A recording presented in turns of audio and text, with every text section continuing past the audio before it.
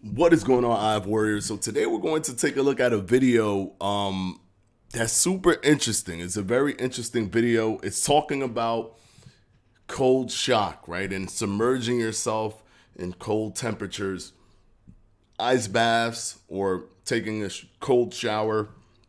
It's looking at this cold shock kind of science and seeing and basically trying to explain in a very short and snappy way how this leads to additional weight loss, additional fat loss. Now, let's go ahead and switch over to watch this video with you guys. I want to make sure that the audio is on, which it is. Okay, so we're gonna play this video real quick. This was presented to us by the DWG of Earth. This was forwarded to me by somebody, so we're gonna go ahead and look at this. I find it to be very interesting, and the studies behind it is also pretty interesting. So let's take a look at this real quick. Let's watch, and then we'll discuss. We used to think that putting athletes in cold water after exercise was good because of its anti-inflammatory effects. We know now that that's only about 15% of the benefit. The majority of the benefit comes from something called a cold shock protein. If you really want to be fascinated, Google cold shock proteins. These are reserve proteins that are in your liver. They're dumped into the bloodstream in an effort to save your life when you put yourself in cold water. They scour the body of free radical oxidation. Why did it stop?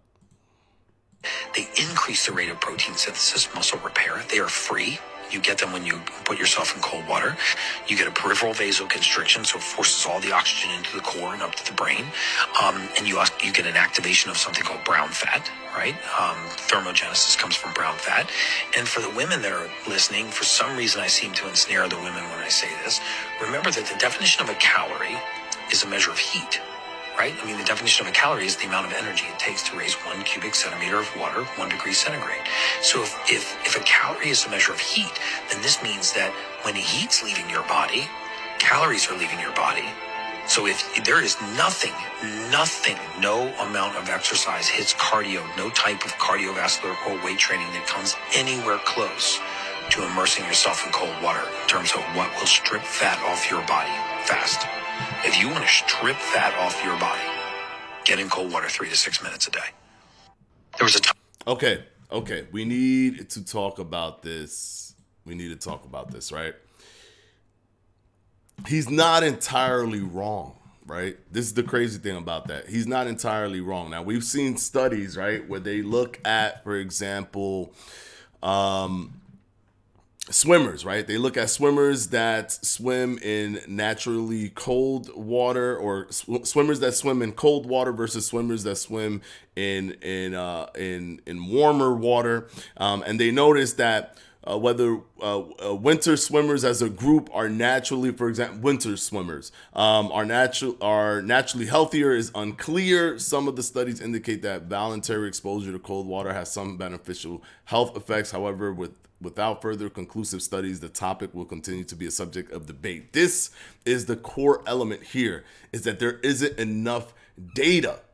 But sometimes people take things that aren't, like, there isn't enough data to mean that because there isn't enough data, there's no validity to what the person is saying.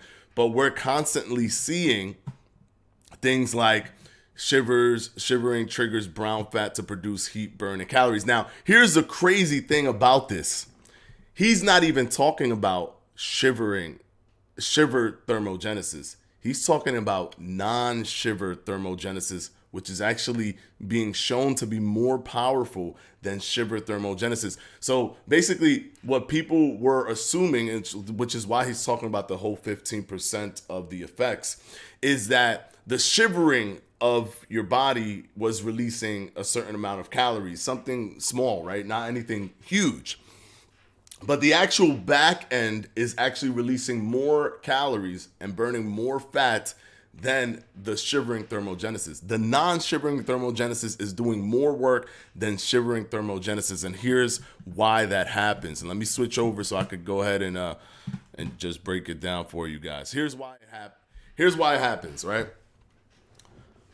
there's a process that happens during the points when you're in a cold elements, anywhere from around 40 degrees 40 degrees Fahrenheit up to like 106 negative 166 degrees Fahrenheit, right? Like super cold environments, right?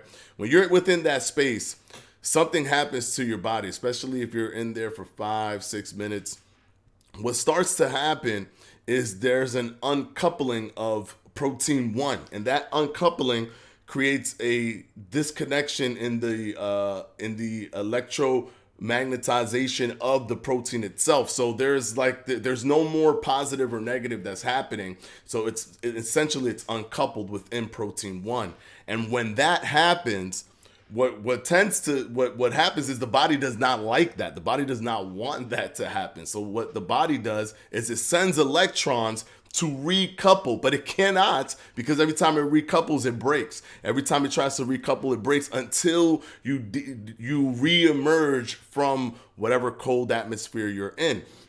So basically, it sends those electrons using fatty acids. So it sends it it takes it from the fat cells, sends it over to the sends the electrons over via the fat cells to try to recouple that where it cannot recouple. Therefore, it creates more brown fat. It does what is called white adipose browning, turns white adipose tissue into brown fat tissue to then further send more electrons that will not recouple, because you're still submerged in cold temperatures. You're still within cold temperatures. So there's actually validity to what he's saying, which is kind of crazy, because although what he's saying has validity to it, and there's correlation, like we'll see athletes that have to work in cold weathers, or cold weather swimmers where they're really submerged, right? Versus non-cold weather swimmers, and there'll be these health benefits that we see. Even blood sugar regulation, insulin, things like that is regulated higher within those athletes that are within cold weather. And then we'll do a compare contrast, and we'll see that the summer weather athletes are not getting these benefits that are happening much quicker in that group. And it's just correlation, and some studies looking into it, but not a deep dive hasn't been done. And multiple studies have not been put out there so that we can have a complete understanding. There's simply just an unknown of this, but there are electromagnetic links to what is going on when you actually are submerged in cold water. So there's an interesting element out there. Hopefully they do more studies on this so that we can see exactly how much benefit is coming from this, even when it comes to weight loss itself. And even the fact that it moves your white adipose tissue into brown fat is super powerful, because brown fat is the fat that's ready to be burned. It's the fat that's ready to be used. And if you can transform more white adipose tissue into brown adipose tissue, into brown fat, white fat into brown fat, you're gonna get massive weight loss from that. So kudos to whoever sent that to me. I've been looking into this for a while as well, and it's fascinating. There's a lack of data, but that lack of data doesn't necessarily mean that it's not something that can happen, something that is something that's valid, simply because we just don't have the information. Now, this is completely different from like putting cold compress on a certain part of your body. The rest of your body is going to be fine, right? You can't spot reduce. But when you submerge your body completely, or most of your body, like 90% of your body, if you are submerged, then your body has no choice but to react accordingly. And it's an interesting thing where, whenever your body is thinking that it's going to, that it's in danger, it starts to do things incredibly efficiently. It starts to burn fat incredibly efficiently. This is the same things that we see with intermittent fasting. It's like it gives a little, it's not that you're putting your body in danger, but there's a signal there of not eating. Therefore, your body reacts. And then you eat and your body's fine. Then you don't eat, your body reacts.